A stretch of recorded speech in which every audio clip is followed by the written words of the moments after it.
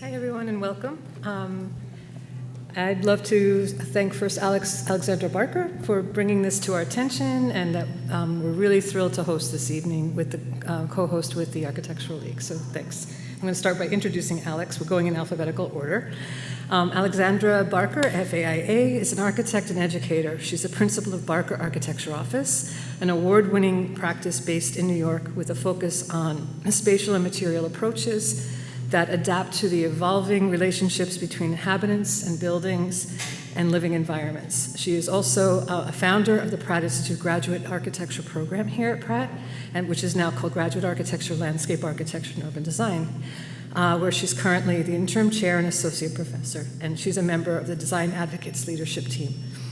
Michael Chen, over here, is an architect and principal of MKCA, has past history with Pratt, based in New York City. His practice is widely recognized for buildings, interiors, and objects that embrace material expression, that elegantly choreograph space, and that embody innovative and thoughtful approaches to craft. MKCA is invested in linking the material and social worlds based on the belief that design creates impacts through its participants, materials, and making. From 2004 to 2019, Michael taught undergraduate design studios and seminars at Pratt Institute. Just because one of these is on, I think. Excuse me. So he was here teaching undergraduate design studios and seminars. He's co-founder and board president of Design Advocates. Abigail, or Abby Coover, is the director of Overlay Office, a design studio that creates joyful spaces through innovative use of material, form, and color. Abby is a founding member of WIP Collaborative, an award-winning feminist design cooperative in New York City. Abby has previously taught architectural design and is a lecturer at University of Pennsylvania and is a critic at Yale University School of Architecture. She is currently adjunct associate professor here at Pratt Institute, and Abby is a co-founder and board secretary of Design Advocates. We're going to hear a lot more from everybody who's presenting tonight. Fausia Kamani is the founder of Studio 4, an architecture and interiors firm based in New York City. She's also a founding member and former co-chair of AIA New York, Social Science and Architecture Committee, as well as a co-founder and board vice president of Design Advocates. She's a core organizer for the Designers Protest Collaborative, a group of anti-racist designers dedicated to design justice in the built environment. Fausia is currently teaching a Master of Architecture seminar here at Pratt in the GALAUD focused on value-based practice. Our fourth speaker, Jane Lee, is the principal of the architecture and is a design partner for the All Along project. Jane approaches design as a collaboration, fully invested in the transformative power of architecture and the latent potential behind every design challenge. Jane has taught at Cooper Union, Parsons, and at Pratt, and is a licensed architect in New York and Pennsylvania. She's a co-founder and board treasurer of Design Advocates. And Nicholas McDermott is a partner and co-founder of FE Office of Architecture and Urbanism based in Brooklyn. FE was founded with the belief that the future provides us with the opportunity to constantly improve on the past, and that architecture is a meaningful cultural tool in this endeavor. Nicholas is currently on the faculty at the Yale School of Architecture, where he teaches graduate-level design studios. He's a registered architect in New York State, a LEED accredited professional, and serves on the board of directors at Design Advocates. So I'm going to pass it to the programming to this incredible group, and just to remind people that the Architectural League will be able to sign you in for AIACEU credits as you leave. You'll be able to scan a QR code. So thanks and welcome, everybody.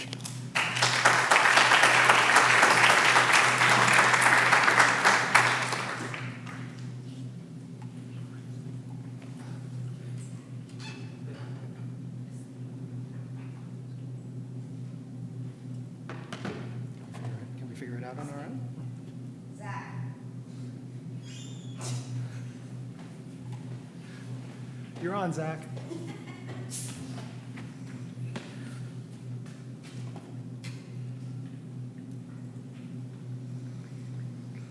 Okay.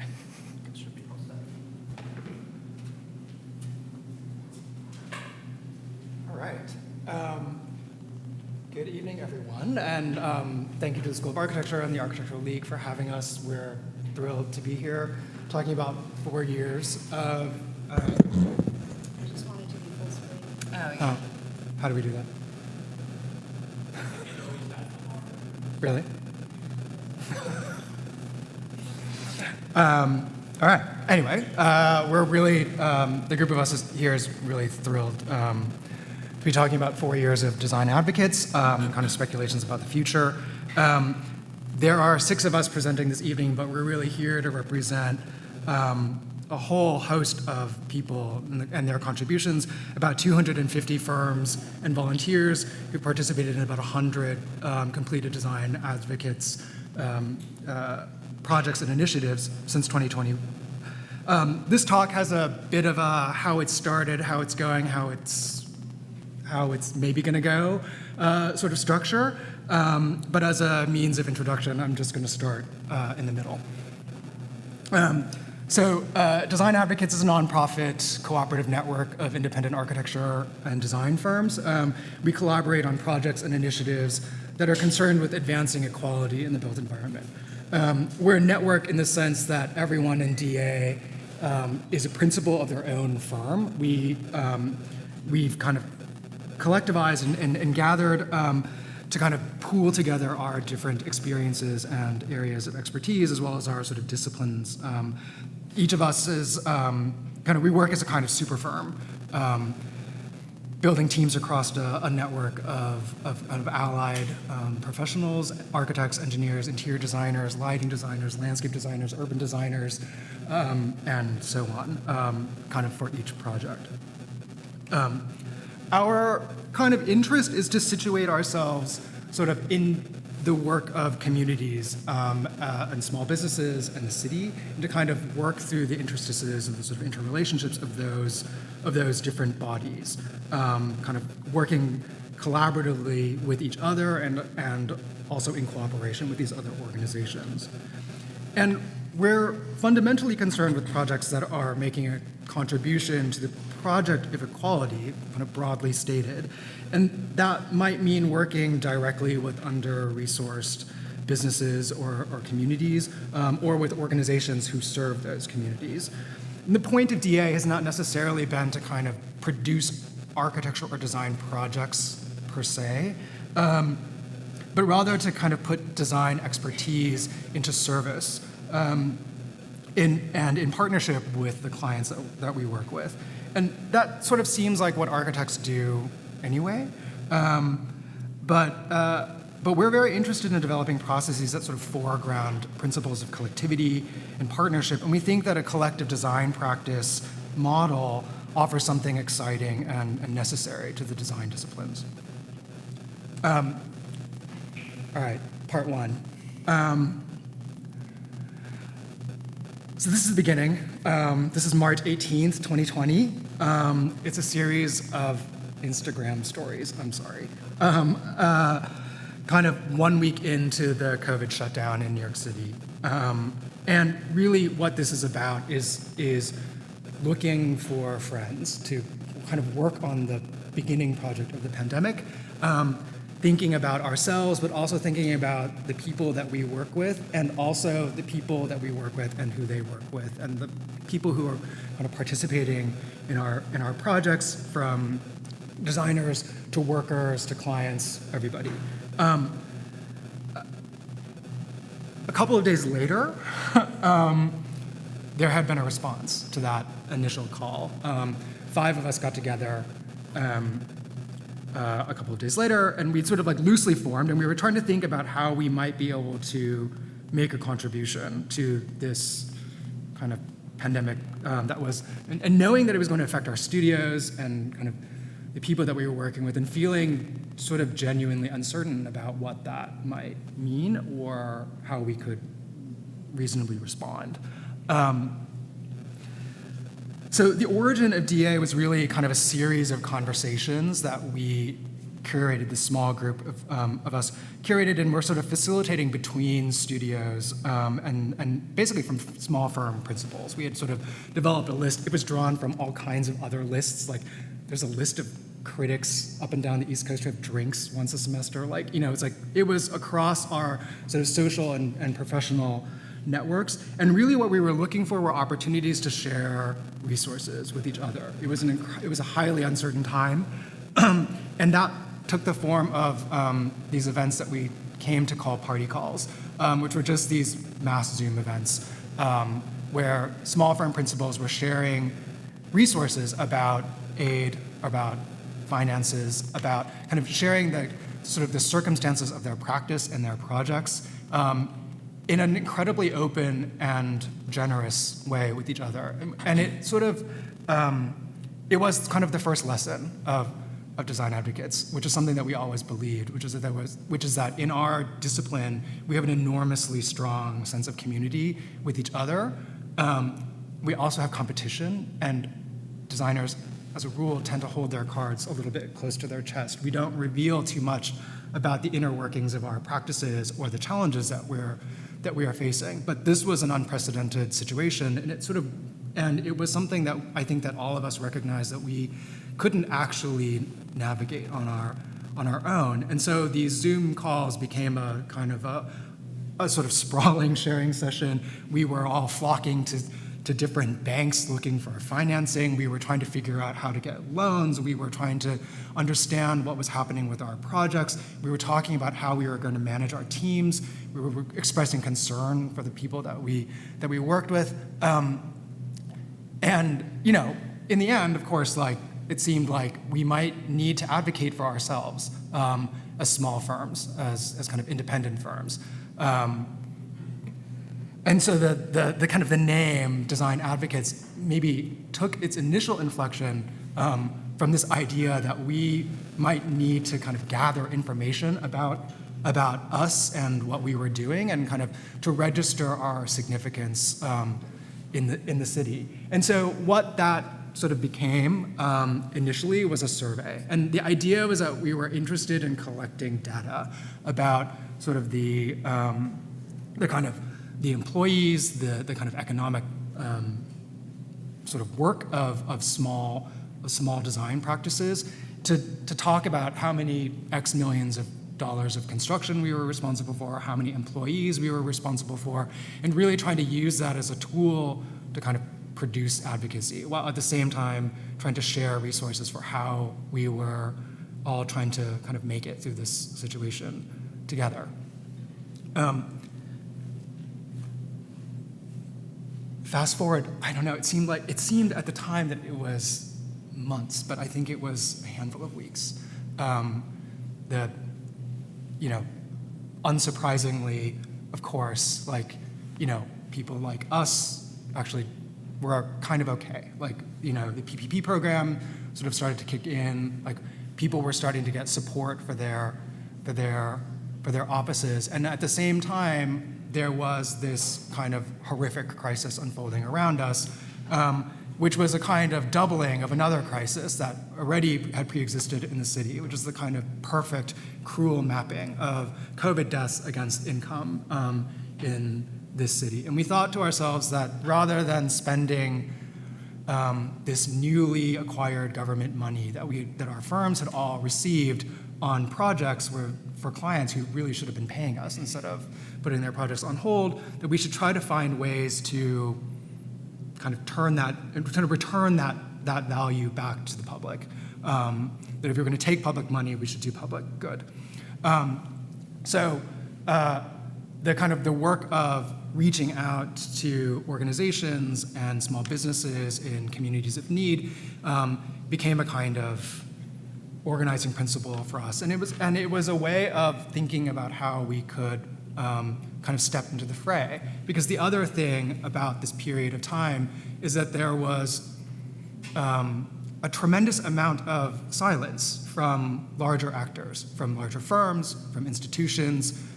There was a kind of wildly uncoordinated and kind of ham-fisted response on a federal level. There was a kind of limited set of resources that were available on a state and city level. There were many, many, many actors, larger actors, who were extremely comfortable offering guidance. There were so many white papers. There were so many published pieces of kind of advice at the time, but there were very, very few people who were interested in providing aid. there were very few people who were kind of constituted to kind of help small businesses in disadvantaged communities connect the dots between the guidance that was being kind of offered, kind of flying around, and actionable things that they could do to adapt their businesses or their operations to the pandemic. And so we thought to ourselves, well, we're a network of kind of burgeoning network of small firms, and we do this kind of thing all the time. And so we thought that would be a way to begin to kind of return that value back to the public. And so we began a kind of a project that we called Test Fits. So our kind of motley crew is growing. A lot of these people are here tonight. Where we would just reach out to small businesses and organizations and sort of say, we are a group of architects and engineers, and we think that we might be able to help the somewhat uniquely architectural dimension of this pandemic, because it concerned our ability to be inside, our ability to be together or not together. It seemed so fundamental to the it seemed like a fundamental problem of architecture to us as well.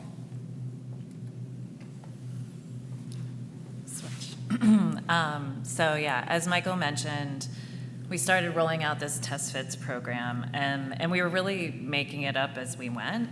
These are some of the initial social media posts about that, where we were reaching out to other design professionals, but also to, the businesses and organizations in our neighborhoods. And then simultaneous to this, we also started to develop working groups that came out of some of these Test Fit projects, looking at research initiatives and public advocacy. And we really found that the enthusiasm of both local businesses and the other design professionals that we were talking to was really moving and overwhelming. It also just fostered connection between us and other people during a time, when connection was limited. It was exciting for us to realize that we were all finally at this point where we could start to be proactive rather than reactive during the pandemic. So while we were launching Design Advocates and keeping our own design practices afloat, many of us were also homeschooling our kids and wrangling their limited educational and social interactions. And a lot of us wanted to help the New York City public schools figure out how to reopen and keep our kids as well as their teachers and staff safe. This is an excerpt from a reopening plan for PS 34 in Brooklyn. PS 34 is the oldest public school building in use in Brooklyn. And you can see that it's a railroad-style building where there are actually no corridors, and every classroom is accessed through another room, which poses a real problem when the school started to reopen. Architecturally, this meant that it was spatially impossible to enforce any kind of distancing, which was a spatial problem that needed to be solved. During this time, most of us that were participating in Design Advocates had made the decision to stay in New York City throughout the pandemic and beyond. So figuring this out in the short term and the long term really helped us figure out how we could help the city move forward. This solution was in effect to color code each room and then map every stairwell and the basement passageways to create dedicated paths of entry and egress to each room to ensure that a class could access a room without passing through another room. In addition, we established a timed entry system that also minimized students crossing occupied classrooms. The system was relatively complex, but kind of the key to the success for this was developing a user-friendly wayfinding system with lines on the floor and the color-coded rooms and bathrooms for each class to use. We found that a lack of clarity was leading kids to not feel safe at school, so trying to figure out something that was usable for everyone, and also thinking about not just the design and colors that we used, but also where and how they were placed in order to be accessible to both younger kids and adults.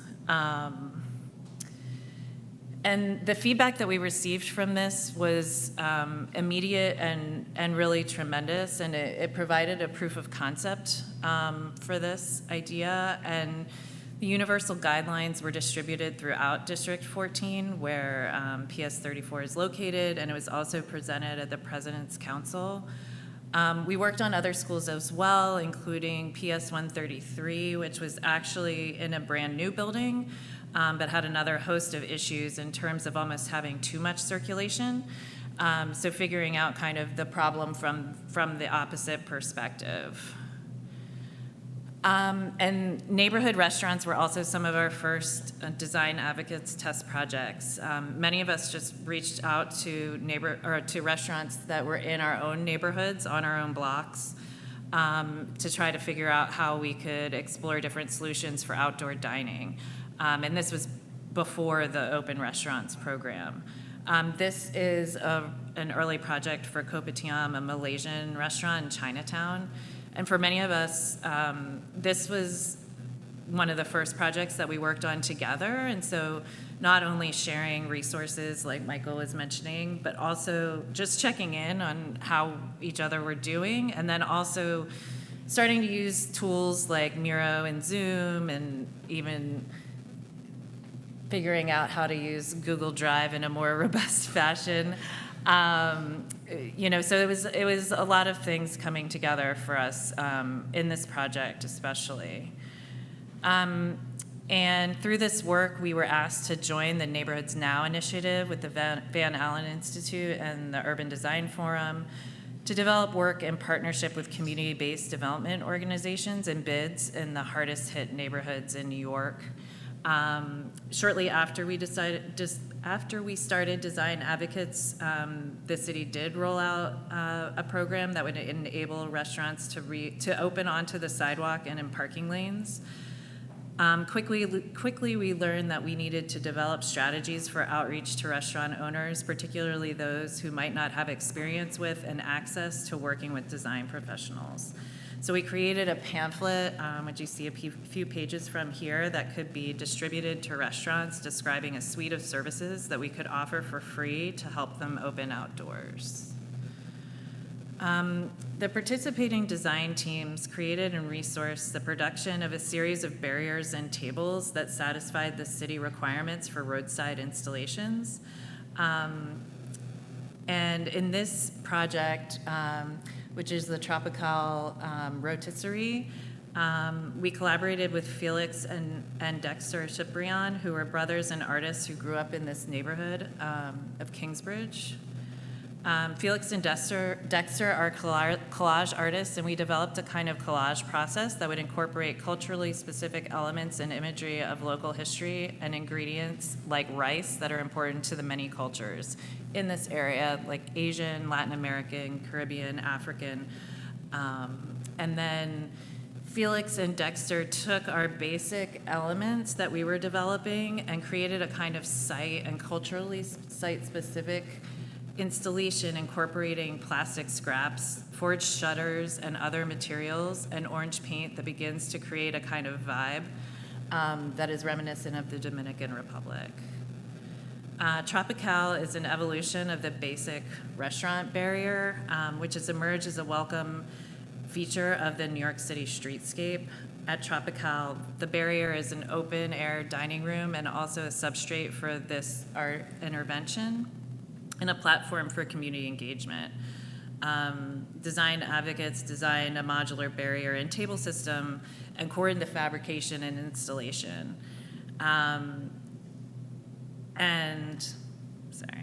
The tables were spaced and integrated into the barriers to mitigate distancing concerns. And after installation, the barriers were transformed by the local artist partners to produce a vibrant civic community space to host events and celebrate the heritage that they share with Tropical's owners and staff. All of the materials and labor for the barriers and tables were generously donated by our fabrication partners. Fundraising from our partners at Neighborhoods Now also supported the Artists Commission. So DA teams worked with about 40 neighborhood restaurants in the early days of the pandemic, and out of that work, one of the other kind of outgrowths is that we were asked to collaborate to help stand up a citywide program that was kind of modeled on the work that we were doing in partnership with the Economic Development Corporation, the AIA, and NYC by Design. We called it the Design Core. It's basically a kind of a matchmaking platform that would help to partner individual restaurants with individual architects who could help them open outdoors pro bono. And that program kind of serviced another 100 restaurants in all 5 boroughs throughout the city. We also kind of we're thinking in that first fall of the pandemic that these new open programs were kind of a really intriguing opportunity to really begin to be thoughtful about the transformation of the streetscape. It was a kind of once in a generation opportunity to sort of claim or claw back some space from parking and begin to think about how the streetscape might be utilized for other purposes. But as with the onset of the first winter of the pandemic, the temporary structures that had been erected in the summertime were ones that we were highly concerned with. And so we kind of put together a team of architects and engineers to really try to think about what are the most simple, kind of most implementable actions that could be taken to stabilize those temporary structures.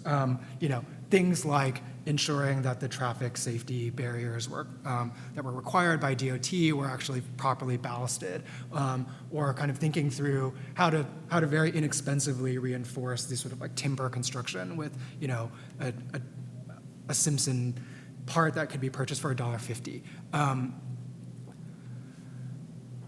And then kind of moving past that period, of course, we're now in the era of the permanent, what's called dining out program, which is a replacement of the temporary program. It was passed by the city council just this last year, which has kind of enshrined the kind of activity of outdoor dining into the streetscape of New York City permanently. And kind of in the lead up to that, we were participants in a kind of organizational effort to try to put the design community's input into play amid the rulemaking process for the permanent program. We testified at City Hall and at the Planning Commission, and we were collaborating with the Center for Architecture as well as the Alfresco Coalition, which itself was another collaboration of the Design Trust, the Tri-State Transportation Initiative, and the Regional Plan Association, as well as the New York City Departments of Transportation and City Planning to kind of advise on the rules-making process for the permanent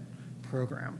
And so, kind of this idea that that these small actions might become larger actions, that these small things might actually be big things, is a theory that we've been sort of testing throughout the kind of initial period of design advocates, thinking that these seemingly minor interventions by small actors kind of working together might actually be linchpins for producing larger change in the public realm. And so there's this kind of diagram that we have that is a feedback diagram that sort of thinks about how we might kind of bring that expertise model into play through the spirit of partnership, by kind of listening to communities, by partnering with communities, and sort of treating their experiences as equivalent to the kinds of expertise the designers might be bringing, if not for the fact that they were kind of partnering with those communities, building kind of small interventions, bringing that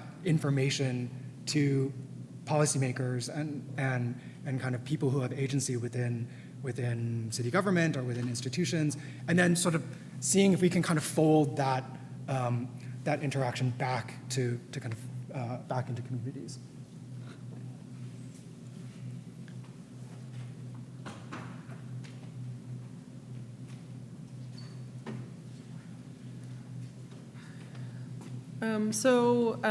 Alex and I are going to go through a couple of different, how do we make this thing go forward? This way? Huh. Alex and I are going to talk about a couple of different projects. Each of us are going to. I just something. Yeah. Didn't No, do anything. someone told me. No, okay. One more time. Alex? Alex and I are going to talk about a couple of different sort of test cases. We're each going to talk about a project that was informed and has informed that diagram that Michael showed before. Or case studies, not test cases, case studies. This is the first project we're going to talk about, which is Summertime Gallery. It's one of our first case studies, and it's a nonprofit 501c3 art studio and gallery that's located in Williamsburg.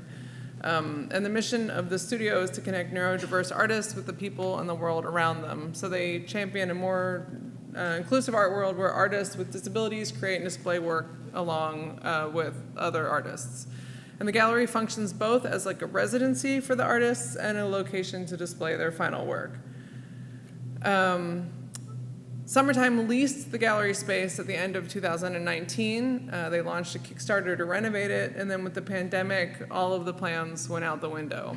And so design advocates began working with Summertime in August of 2020, and they offered pro bono consultancy and architectural designs to build out their space, which was 280 square feet, right? So it was a very, very small space that had multiple functions that had to be part of it.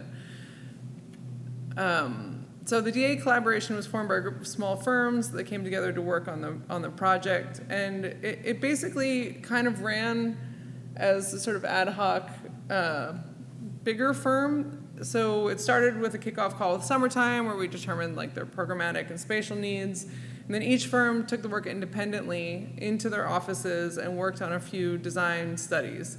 And then we came back together and had virtual pinups and sort of determined which aspects of which projects were working and why, and edited and combined the proposals, which ended up becoming a sort of a true synthesis of multiple ideas, which we then presented to the client.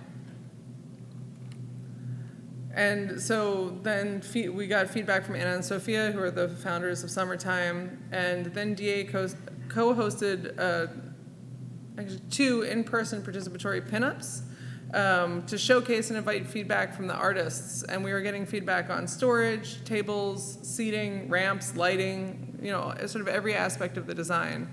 And their comments and aspirations were then incorporated into the final design. And really, the information gathered during this pinup was sort of just as important as the community engagement it fostered. Like, it sort of built this idea that everybody was an agent in this project, everybody's voice was being heard, synthesized, and sort of turned into the final design.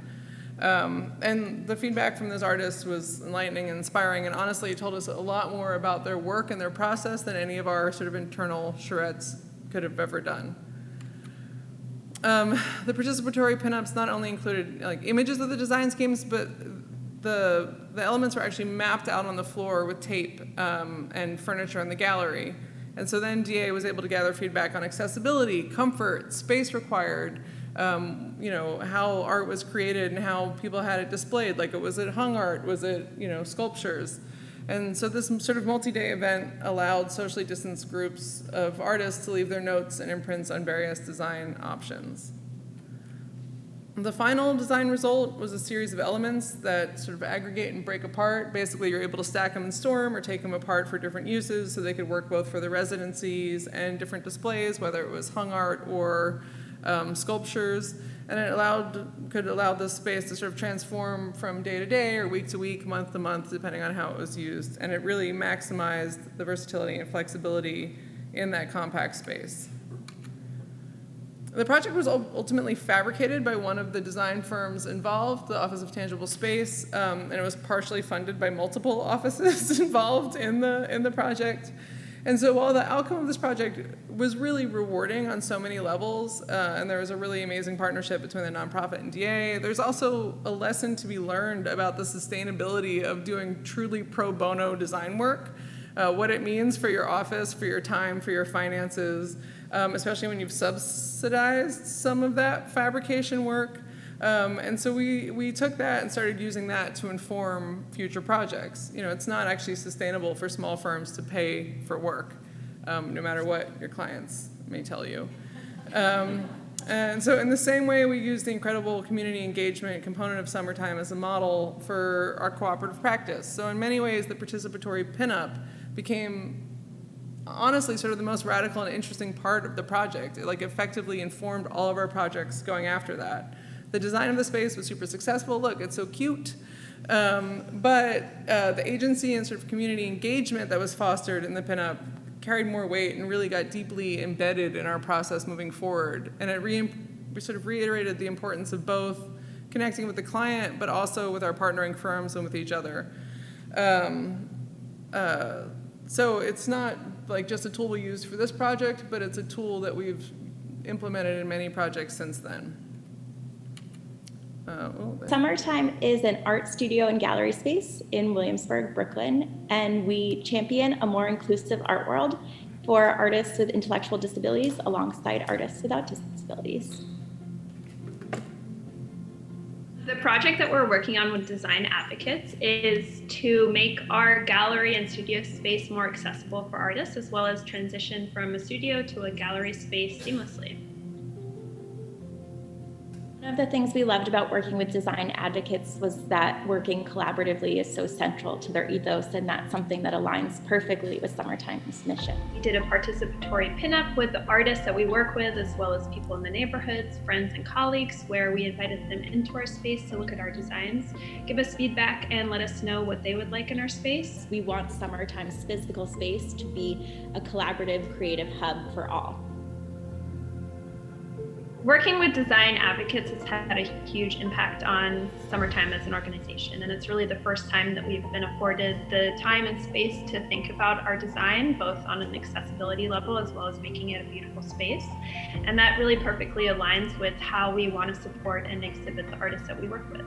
The artists always come first. It even has like a really nice little soundtrack on it.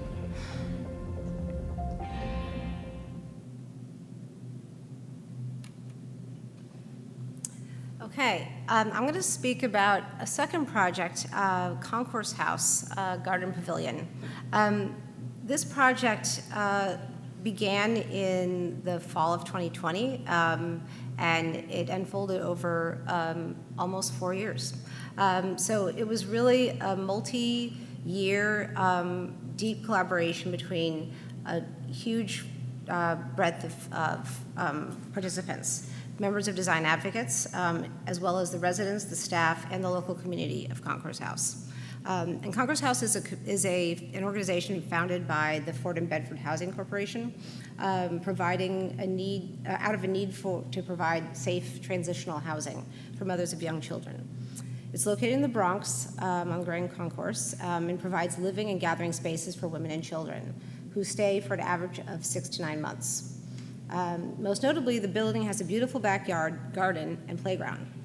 Another key characteristic of the support Concourse House provides for its residents is an arts program that includes weekly workshops, and it's run by an artist and educator, Jess Rolls, who collaborates with a robust network of local artists and arts programming professionals. Before the pandemic, Michael Chen worked with Concourse House on a pro bono project to create a library for the residents. And in August 2020, he reached out to Director Manuela Schout and asked if there was anything they needed help with. Concourse House, like many other places, was facing challenges with providing safe spaces for residents to gather. So we approached this in a very sort of incremental way. We decided to set up a series of exploratory workshops, partially based on the fact that there was already a sort of workshop structure there through the arts programming. And so we wanted to kind of iteratively explore different approaches for interventions into the garden. We ended up organizing these projects around how to experience the space of the garden through the senses, sight, hearing, touch, taste, and smell. And we worked on these approaches to the workshops with Concourse House collaborator Lynette Palmer. She's a museum educator at the Noguchi Museum who had run a workshop to design Noguchi lamps with the residents. And in terms of the structure of the DA team, typically the projects are led by one firm with 3 to 4 other teams supporting.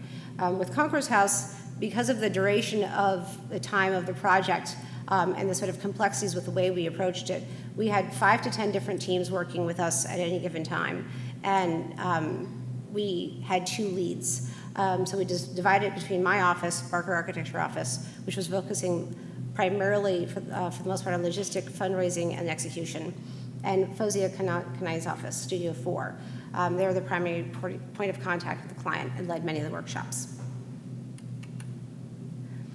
So out of these workshops, we developed a series of ideas for different interventions that would each have different qualities relating to the senses and different programmatic functions. So this one is the light pavilion, which incorporates a canopy as well as moving seating, and it was intended to be an outdoor classroom. The taste pavilion is a series of platforms at different heights for gathering around to share meals. It's also was planned to be located next to the vegetable garden. It's also intended to double as a stage in front of a mural that was designed by local Bronx artist Charles Esperanza, another one of Concourse House's collaborators.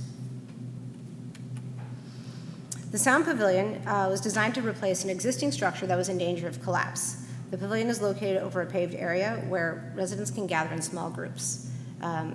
So this was the project that we ended up moving forward with. After a lot of focusing in on the sort of budgeting for each of the projects, we kind of decided we had to do one at a time. And so we gathered a number of different collaborators to help us execute this. We had to file it. We had to find someone to do the steel structure, so we got a contractor to help donate some of his time for that.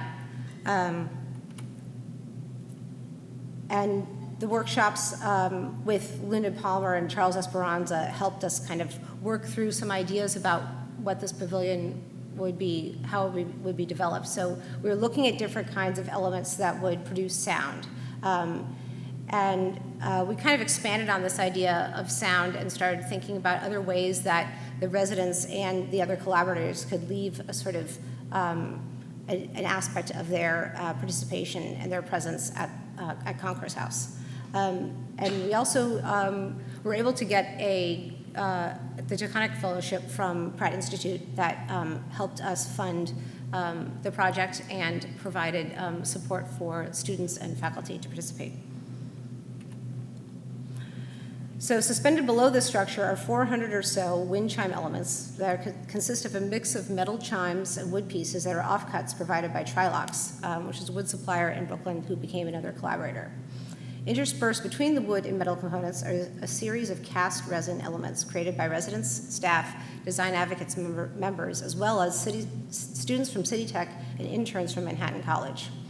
These casts incorporate writings, drawings, photos, and found elements that represent a record of the time that the person who created the piece spent at Concourse House. Many pieces explicitly address their community, including future residents, with words of inspiration or encouragement.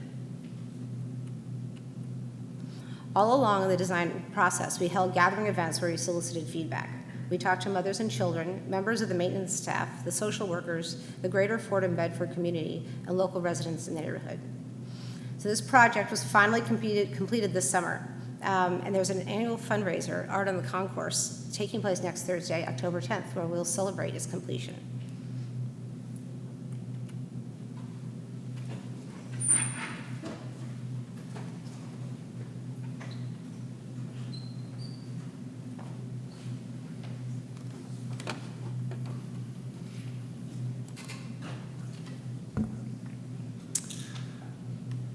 So hopefully it's clear by now, Design Advocates has been at its heart always a collaboration. Many people have participated and brought with them different views, interests, and skills into this collaboration. Some of them are shown here. Michael mentioned the number of people and projects up front, and each of the projects shown has been developed by a different subset within DA. Every project is a group project, that's part of the philosophy. But beyond being a kind of strength and philosophy of the organization, it's also a structural feature that differentiates DA from the kinds of small offices that we each run. And so because of this, we've been interested really since the beginning in types of organizational structures. How do you pull something like this off? How do you structure yourself?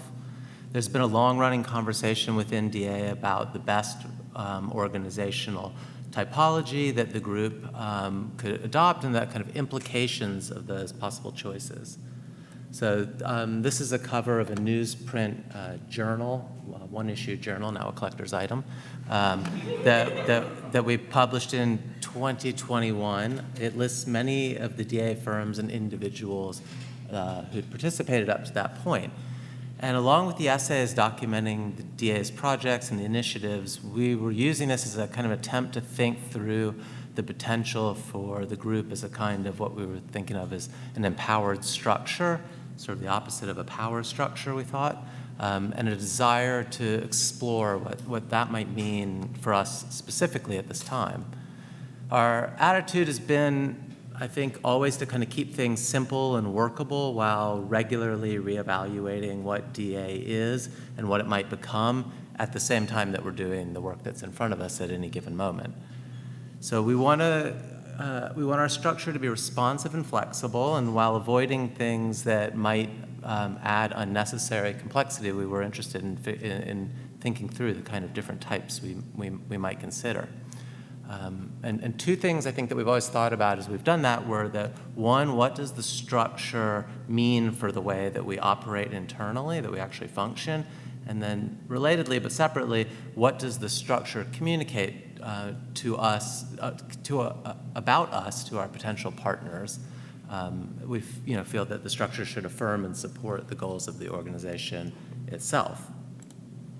So this is the diagram portion of the lecture.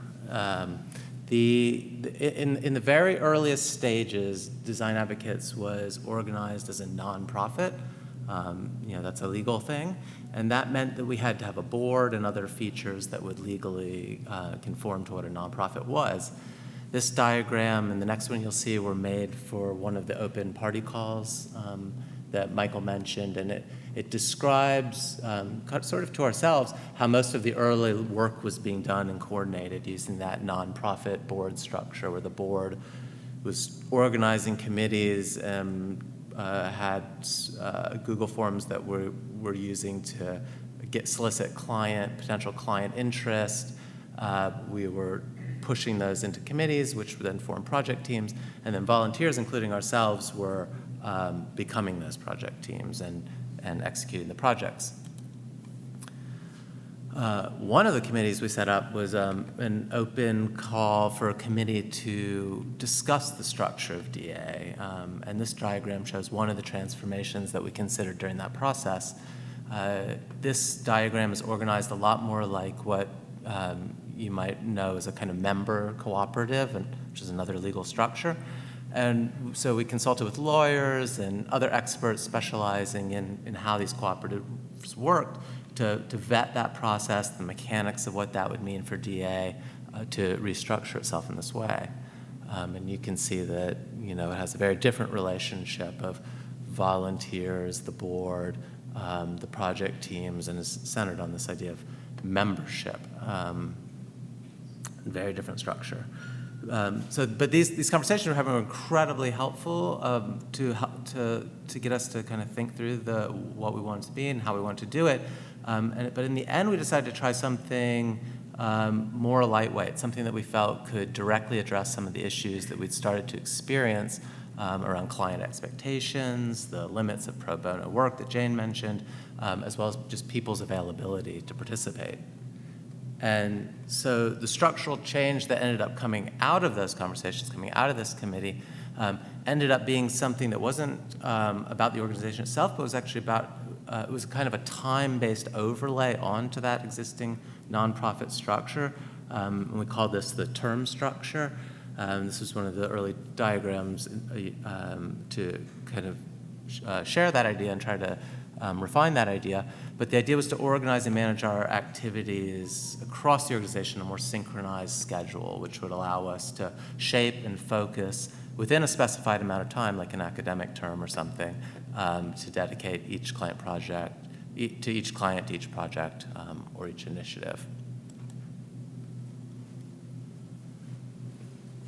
So what I realized sitting in the front row is that you can't see anyone who's short, who's standing behind the screen, so I'm going to try and stand to the side here. So we haven't really talked about impacts. I think they're sort of inherent, and you've heard about them in the projects, but the formation structure and the work of DA has impacted our community beyond just clients and the projects, which hopefully you got a sense from the earlier presentation on test fits and case studies. I think it's really important to recognize that the work in DA has influenced our own practices. It's influenced some of the professional organizations that exist in the city, as well as educational institutions over the last 4 years, and that this impact has gone both ways, where in some cases our work has strived to benefit others, and reciprocally our partners' work, be it other firms, nonprofits, professional organizations, or educational institutions that have impacted us too. So, this slide represents just a small sampling of DA members with their logos, and we've talked about some of them. You've seen some of their work in the projects we've shared. But I think the impact for everyone who's been involved in DA has been the same in some cases, but it's also been pretty different. I think in some cases the work and structure has allowed us internally within our firms or as individuals to diversify our project types and engage in socially responsible and impactful work, which may have otherwise been difficult to get due to the size of our firms, our hands-on experience that we've had, or even required financial investment. It's allowed many of us also to collaborate in ways we may not have been exposed to in the past, share professional business and technical resources, which we heard about during the pandemic. And to be honest, and for me, a personal anecdote is that it made me feel part of a greater design community where we can lean upon one another if and when needed, including therapy sessions for firm owners. Okay, so we have another logo slide. So these logos represent a sample, and again, a very small sample of our external relationships that we've built with partners through whom we've extended our reach. Our work with institutions has included advocacy work for our profession with regards to compensation, the value and public recognition of socially responsible work, while also creating an awareness that the process of how architecture is practiced needs to change, and that we're committed within Design Advocates to creating new models.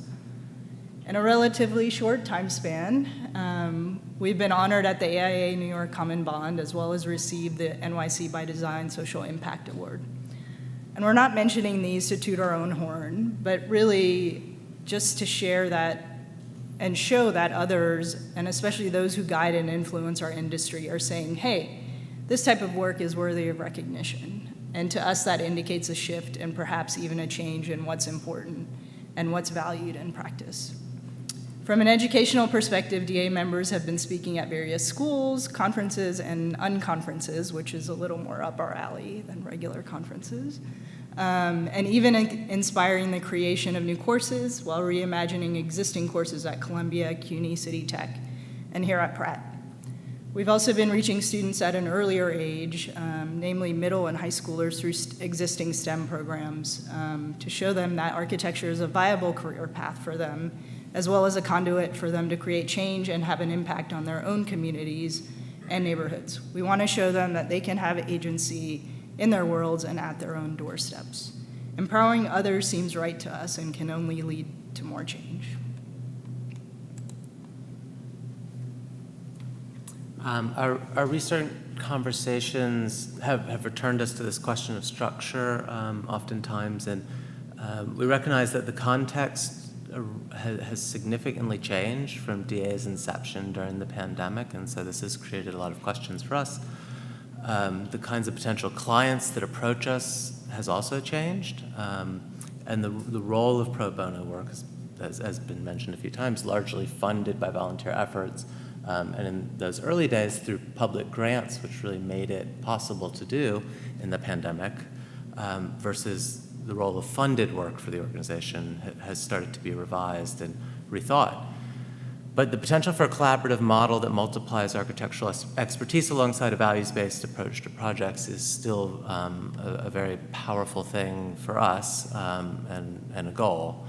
So as the title of this lecture suggests, we believe in collaboration, we believe in change, and we look forward to continuing to work in a capacity that leverages both the nonprofit structure that we have kept, as well as the benefits of a collective design practice.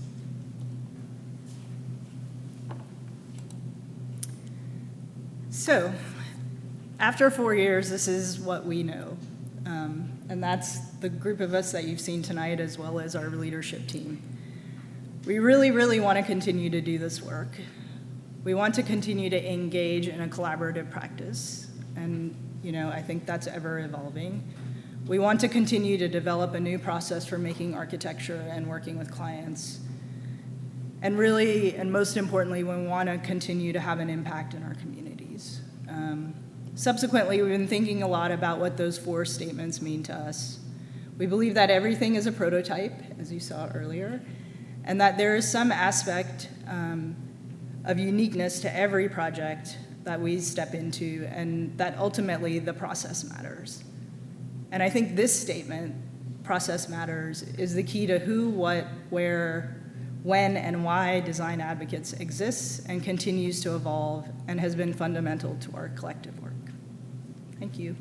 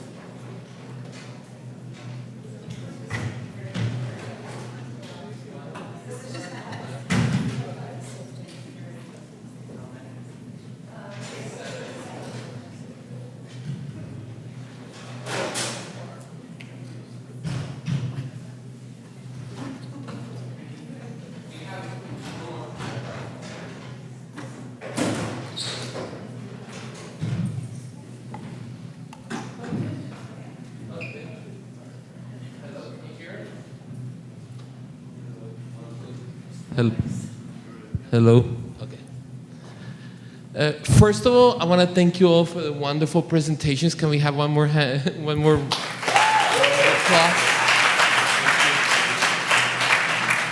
It's very inspiring and to see this work. And obviously, there's so many avenues to take this on. The first one is it probably won't surprise some of you that I was very taken by the diagrams of the organization. Love those. And I'm a little bit taken and want to hear a little bit more about this notion of the collective firm. And one of the things that you were able to get into a little bit is both the structures, the processes, and a little bit of the legalities around this. So can you explore a little bit what a collective firm means? And maybe it's collective firms?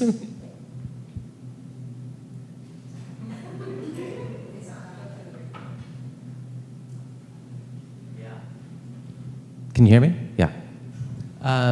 Well, I think we take it seriously that the way the thing operates should reflect the values of the thing. I mean, I think that's number one.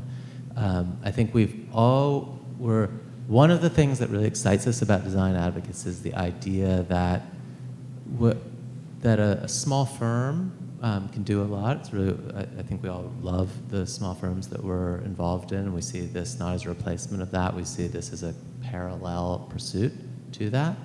The small firm has a history, has a legacy, has these expectations around what it can do, how it should work, all of these things. And so part of what's exciting about Design Advocates, I think, is the opportunity just to rethink that and to rethink that collectively. So we don't approach it so much with like a preconception that a workers' cooperative would be the right model, or that a nonprofit would be the right model, or really anything is a correct model, but more as this opportunity, again, as a kind of prototype, everything is a prototype, as a prototype to test other ways of working together. And so, of course, that does bring up these kind of structural questions. And you can't, I think having no structure is a terrible idea, you know. There was a lot of great writing actually came out of the pandemic and even earlier organizing eras about, you know, the kind of tyranny of structurelessness, of having no structure, how power operates in that kind of vacuum.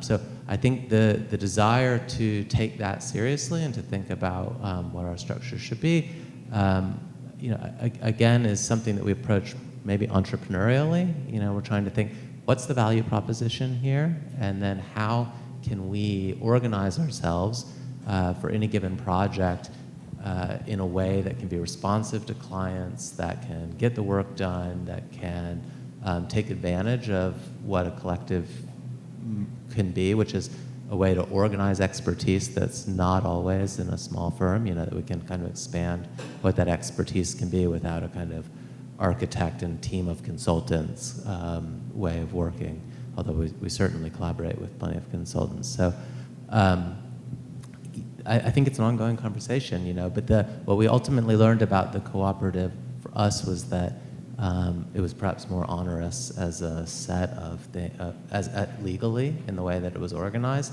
than we saw we needed to be. We really don't want to weigh ourselves down with something in the sense that we spend too much of our time, because again, we're all running businesses and teaching and trying to do this work, like sort of tending to the organizational mechanics.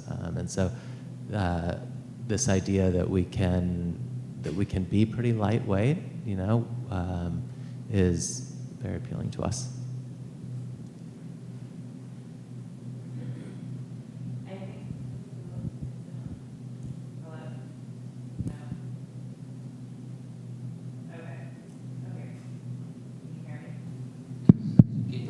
Okay. I just wanted to add to that, like, I mean, I think in addition to all of kind of our structural conversations, I think just also kind of to add a personal note, I mean, I think, you know, a lot of us, we're all kind of small practitioners, and a lot of us are solo practitioners.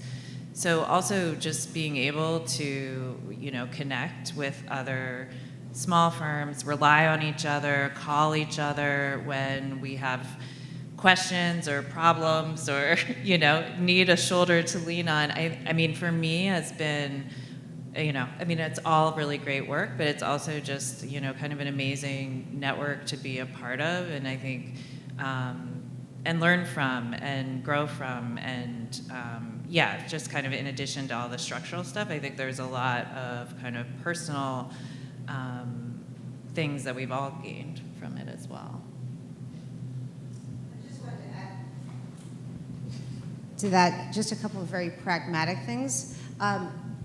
Looking at this reel here made me remember one of the projects that several of us here were working on that didn't go forward, but was something I think is one really interesting direction that this collective could take us, which is basically small firms working together to be able to go after a bigger project.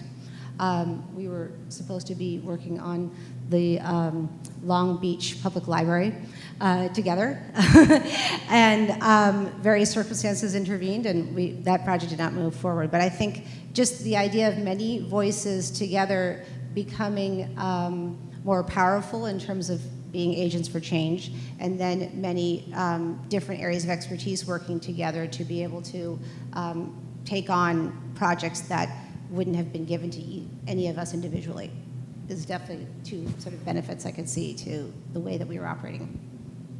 I also think that a benefit of operating as a sort of collective firm is that you're not seen as a nonprofit, so you have the ability to kind of advocate for some sort of pay structure and a little bit of a valuing of your time. One thing that we ran into while trying to do good work for people who really needed it, when it all started, we had PP and EIDL money, and we were using that to sort of fund nonprofit work, but at some point that doesn't become sustainable for you over time, and you can't allocate your own staff resources or your own resources to do good work without being at least able to cover your costs, right? So there's something about, if you're able to structure as a collective firm, then you can say, okay, and here is our scale for what we can offer. It sort of solidifies what you're giving to your client, how you're interacting with them. It sort of makes it a more tangible, realizable thing, and you can also choose to operate on some sort of sliding scale of work, but allocate hours to it the same way you would allocate it in your own practice. Thank you. Oh, this is fascinating. I mean, I think I've been kind of obsessed with maybe like a speculative ProPract course or something that begins to take the diagrams that you have developed and this kind of very loose yet grounded methodology further. And quite honestly, one of the things is that maybe this is a way that small firms are going to survive, right? By sharing some amount, by being able to have the camaraderie and solidarity. So one more question, then we'll open it up. I can't help but think that I love one of the things that you said was that if you're receiving public money, you should be doing things for the public good. There was something really interesting and thoughtful in that. And then also thinking that the public money came about because of a crisis, right? And I'm curious, and obviously the COVID crisis really uncovered the multiple crises that are happening around. And I'm curious where you're seeing some of this efforts, and it sounds like kind of public goods and libraries are one place you're going, but I'm curious if there's any one other thing that's come out of this, whether it's public housing or education or any of these set of issues that maybe, what are the crises that might galvanize something like this again?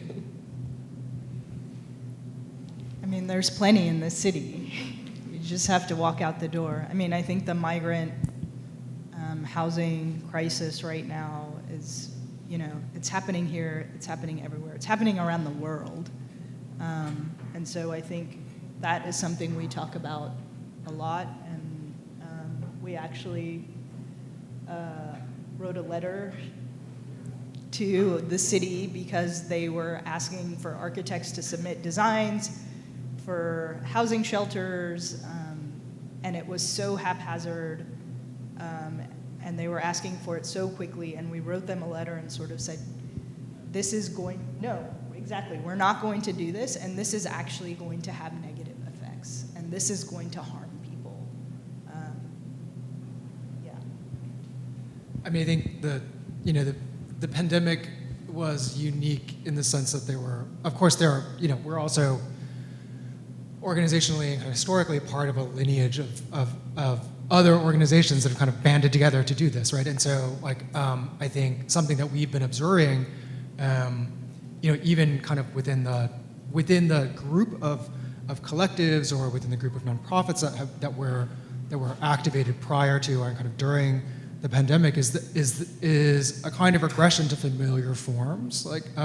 So I think that there was a sort of unprecedented period. The influx of money was not just material; it was central to the proposition. I think it really accelerated a kind of collective impulse that many of us had, and it just sort of enabled that to take form, right? It kind of we assumed the guise of a practice almost immediately, and I think that was, in part because the network was kind of drawn from people who were already practitioners, right? And we recognized that was a kind of a value added to the proposition.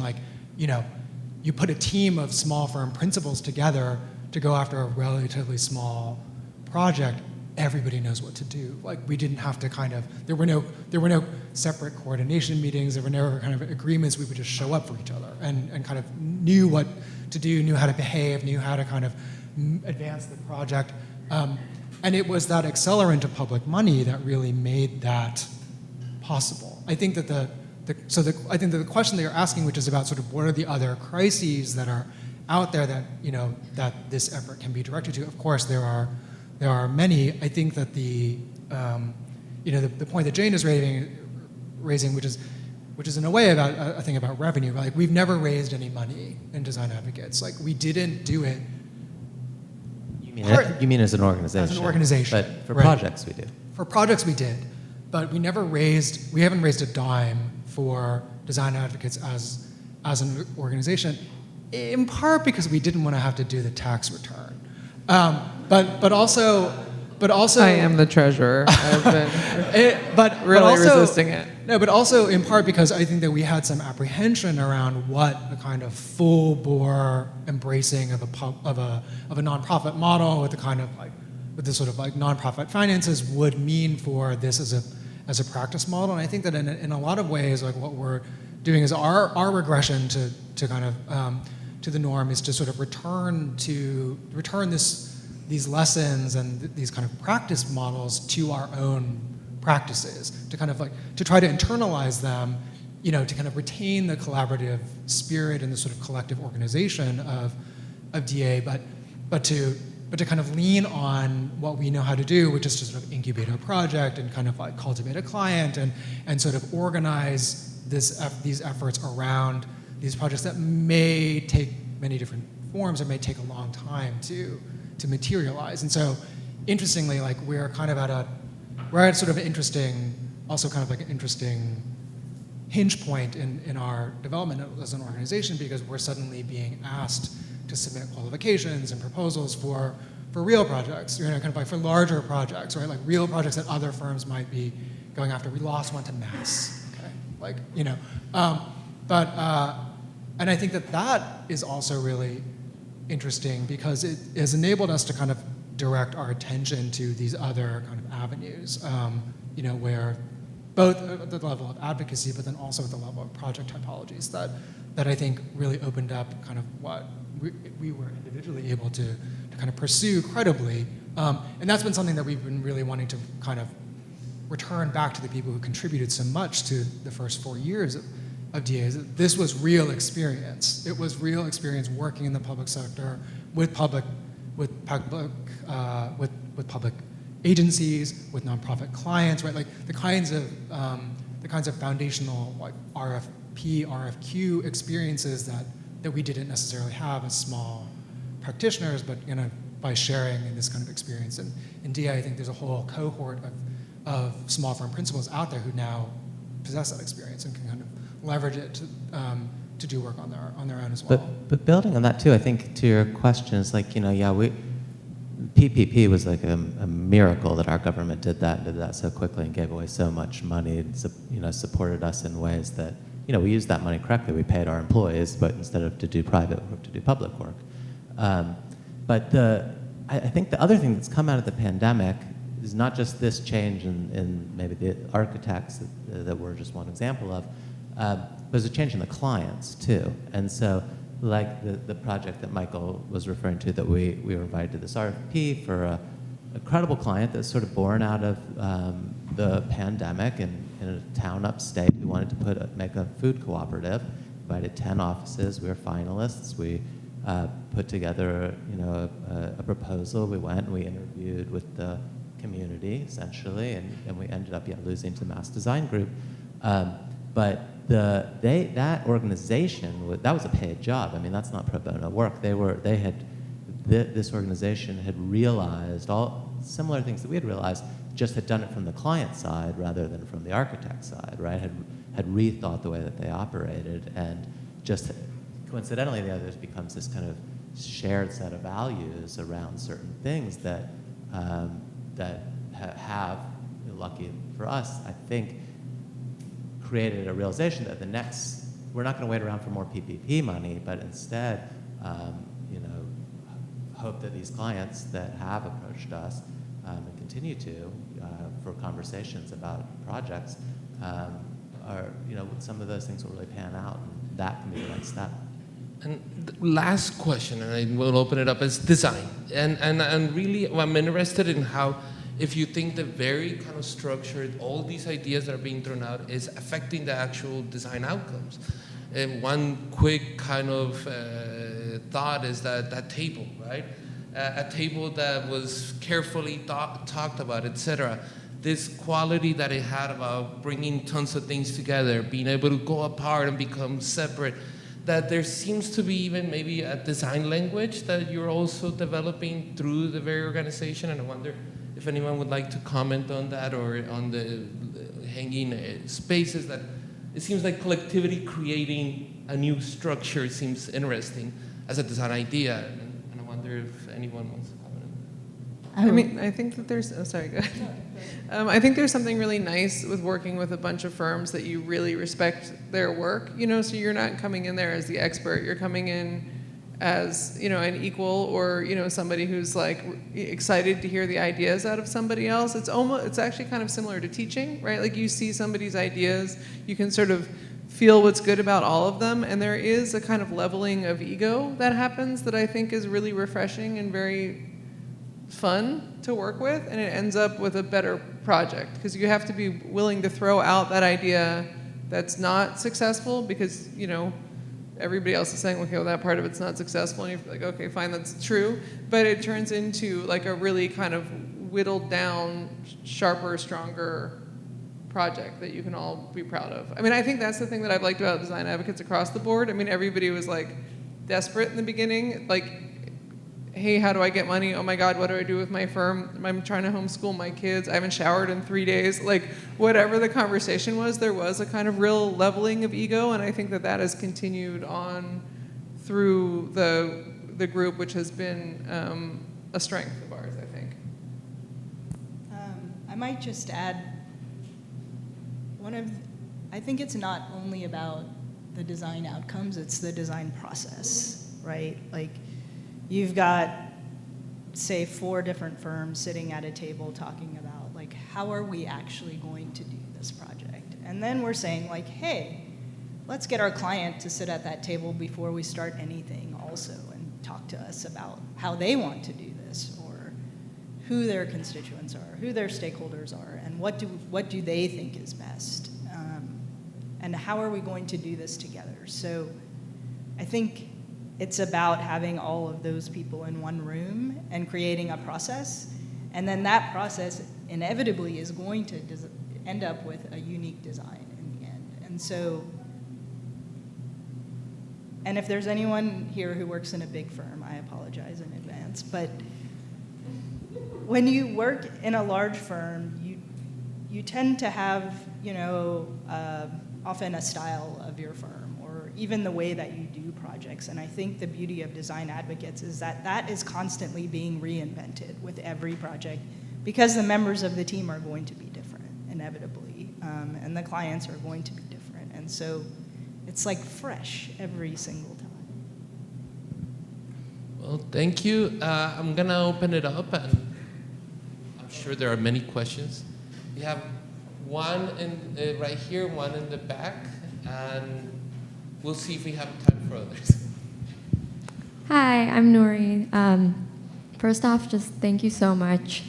All the presentations were really insightful, and it's just like the work you're doing is so amazing. So just appreciate you sharing that. I think the concept you mentioned of a collective firm is really interesting to me, and I'm wondering more about what that barrier to entry is, like, and how you manage the inclusivity. I feel like I see so many organizations, nonprofits especially, where people are on the board and you don't really know why, like their past experiences or their values don't really seem to match up with the values of the nonprofit. And so I'm wondering whether you've encountered that at all, and if there's been scenarios where like someone or a firm joins, and it seems like it's more for like the association of being like affiliated with this really amazing work, but not really being able to actively contribute. Or maybe it's something less, maybe it's more harmless and they just don't have the capacity as much to contribute as they expected. How do you deal with that? And then I have another question too, if that's allowed. Which is, Michael, you mentioned like how like there was this initial crisis mode, and then when you got the funding, you were thinking about how like small firms are actually doing so many things so incredibly that can actually be a value, like the limitations, like your weaknesses turned into your strengths. I'm really, really curious about that shift and what you think like propagated that. Maybe it was the money. I think that probably helps a lot, but if there was any other factors, I'd be really interested to hear. No, I think those are two excellent and highly related questions, so thank you for those. I think on the last, kind of, I'll start from the end. I mean, I think that we started this group kind of with a belief in our community, and that community it had a very particular flavor. It had a kind of like overly academic flavor, to be honest. Like at the beginning, because those were the kind of, that was our friend group, right? Like in a lot of ways. But you know, for example, I met Fozia. I don't know. We met in person. It was actually our birthday. It was September. Like we had been working together for, I don't know, 6 months or something like that before we ever met. We met on Zoom on one of these calls. Like she was a friend of a friend, right? And so I think that there was a sort of like expansive quality to the way small firms were sort of sharing. Like I think that a lot of people were starting to kind of join the calls that we were having and kind of talking to people because we were largely architects and so closely related to each other. And I think that you're right, like that was something we thought, like, you know, there's an opportunity here because there were people who were willing and organizations that they were leading who were kind of capable of stepping into the fray, comfortable stepping into the fray. And I think that on the level of sort of then augmenting that community to be much more inclusive within the context of the projects. I mean, something that we started to do very early on is say that every design advocates project is a collaboration. And what that meant was not just that there were multiple people and the kind of like diminishment of individual authors and all the things that these guys are talking about, but it was something that we were very deliberately thinking like, oh, this is also an opportunity for a more kind of recognized small firm to be partnered with people who were working in offices or people interested in starting firms. Like there was a way of sort of sharing the burden, both kind of the workload, but also sharing the credit. So that is something that has been very much built into kind of the structure of DA. Acknowledge that there are still hurdles to people being able to participate in a kind of volunteer effort, right? And this is, I think, also bound up in this conversation around sort of shifting the economic model that they were engaged in slightly to kind of maybe pursue more commissioned work or kind of, you know, sort of paid work, while kind of retaining this model, that this collaborative model that we have, because we think that you know, certainly makes it more open for others to participate, but also kind of more sustainable for all of us in the long term. Yeah, I guess I just wanted to respond to the first question a little bit. I mean, I think, you know, when we started, we did not have a goal of becoming a nonprofit, and I don't think any of us had ever started one before, and I think the fact that, you know, we kind of became the board by default, you know, I think contributes a bit to that, you know, the hierarchy being a little bit more horizontal, and you know, I think many of us don't even really want to be on the board. I mean, just like not because we don't love design advocates, but because we like, this is just not our area of expertise, right?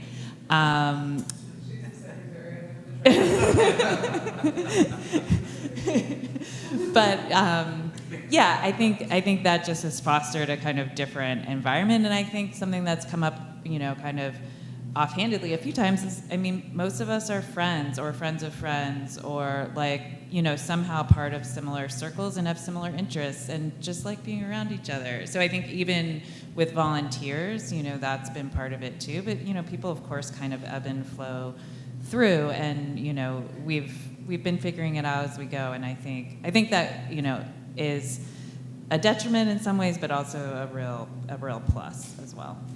Okay, last question by Stephen, Chairperson Stephen Scott.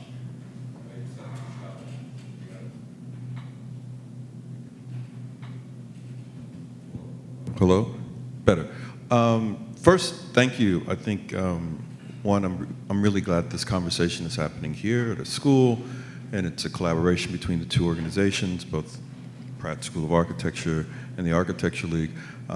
What's valuable is to have a conversation about alternative practices, especially in a city where it's so difficult or maybe even necessary to at least embark on these types of conversations about how differently to practice. So thank you for that. But my question is, I guess, one of speculation, and I hope everyone answers. Considering the greatest success, speculating 10 years in the future, what does this turn into? How do you see what this organization becomes 10 years from now, given kind of its hydra state with different ideas of what that could be? And is there a scenario where some of the firms kind of ages out and passes the torch to the next series of firms that operates like that? So yeah, what is the conception for each of you of what that future looks like 10 years from now?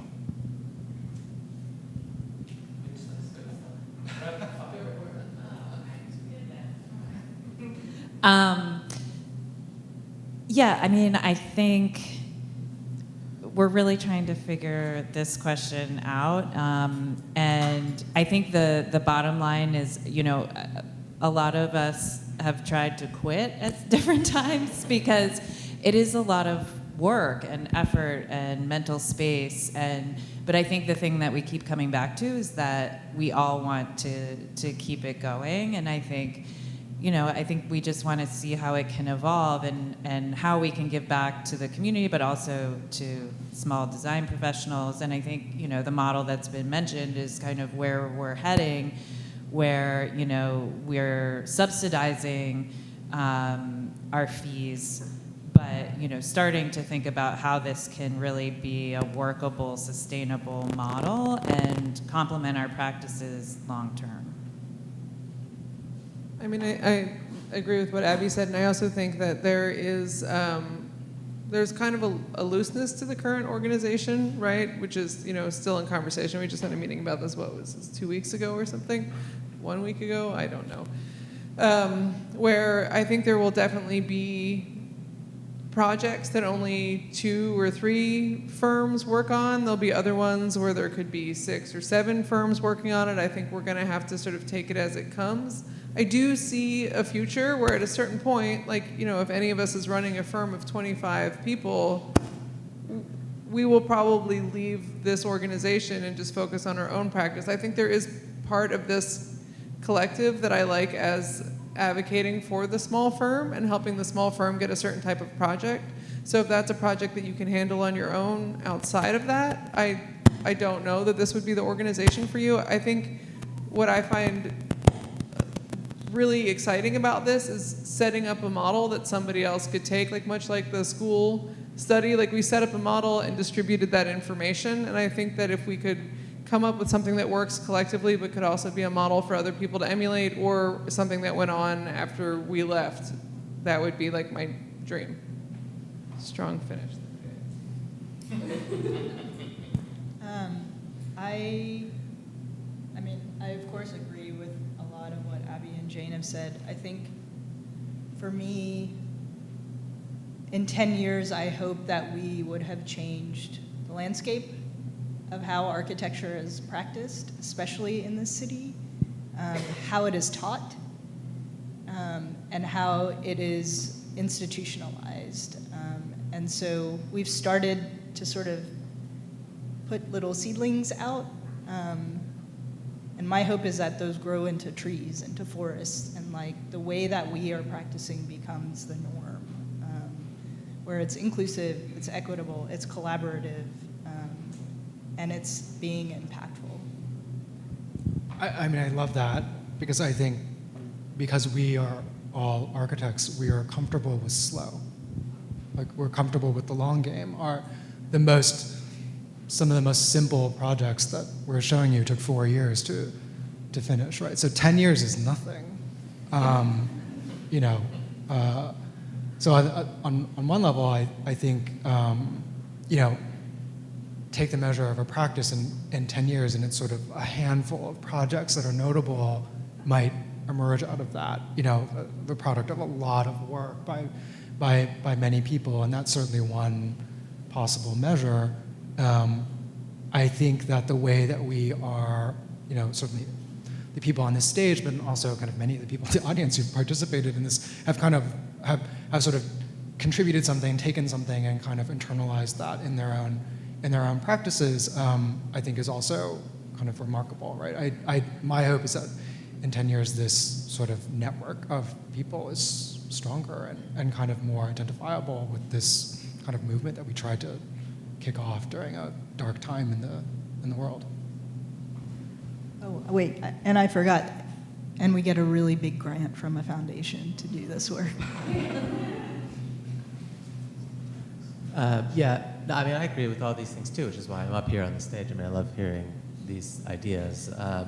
And I think for me, I am just so interested in the kind of structures of offices and the way that we all practice and the things we inherit and the conventions we have, and what the opportunities are to change those things. So I think as much as, I think the collective firm idea is very much, people can come and go. It's not the people on the stage that are important per se. It's a snapshot of a moment in time. So in 10 years, absolutely, I hope others have come and replaced some of us or all of us. And I think in that sense, and this picks up maybe on a little what Fozia is saying, but I think it's a process as much as it is a thing. But it's not finished. I mean, I think that is why every time someone tries to quit, maybe we don't let them or whatever. Which has happened. It's true.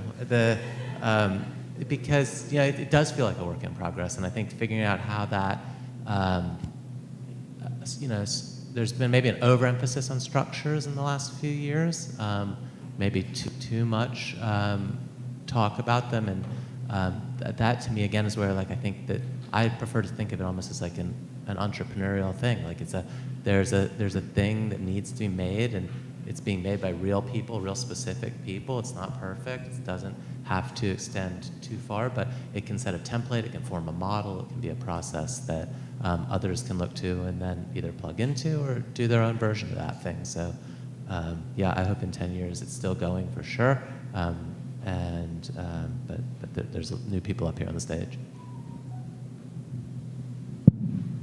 I'm thinking more about when we were discussing the impact that design advocates had in the beginning and continuing to push that forward. And I hope in 10 years, and it might take longer than that, but really thinking about how important it is that these kinds of projects became sort of got on the radar of people, and the importance of design to all these communities, and that we wouldn't, basically I'm hoping that we wouldn't have to be doing pro bono or self-funded approaches to these kinds of projects, that there is something that's sort of more organized from a governmental perspective, that's thinking about how this kind of money, even small amounts of money from the point of view of a government, can make a huge, have a huge effect on different communities.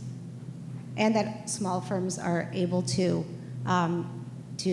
participate in executing those projects. So although I don't have a say in it, I hope that in 10 years you're back here and we have this conversation again with some of the same players, with some new ones, with some of the ones that were here in attendance but did not participate, and that either the government taxes people and creates a permanent PPP environment to deal with all the crises, or that somehow you will have figured it out. We're rooting for you. So thank you so much, and thank you for staying to this point.